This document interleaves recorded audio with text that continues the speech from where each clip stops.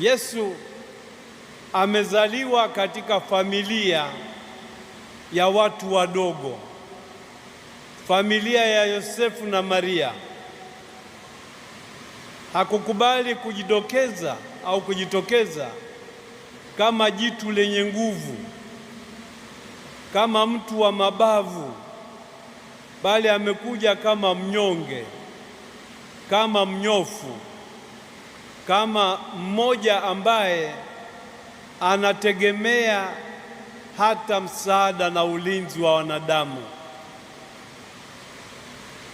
Huyu ametangazwa kwa Yusufu. Yusufu akiwa mume wa Bikira Maria, kabla hawajakaribiana, alitambua kwamba mchumba wake alikuwa mjamzito.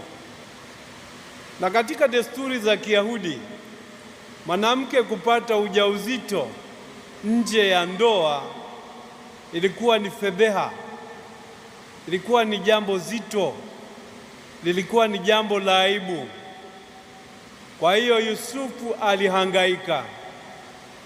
Alimjua mke wake kuwa mnyofu, mwadilifu, lakini hakuweza kubaini imekuwaje akapata mimba. Akiwa na mahangaiko hayo, alipashwa habari kwamba mimba ya Maria ni kwa uwezo wa Roho Mtakatifu.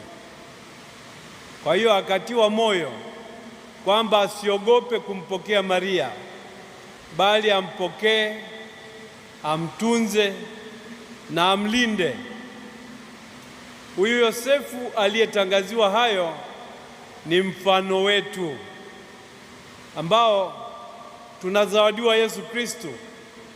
Tumlinde, tumpokee na tumpe nafasi katika maisha yetu, katika familia zetu, jumuiya zetu, vigango vyetu, mahali petu pa kazi na kadhalika.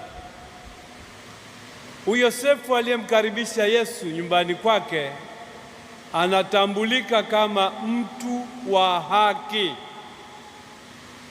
Ni kama mtu wa haki aliweza kumkaribisha Maria, kumlinda na kumtunza.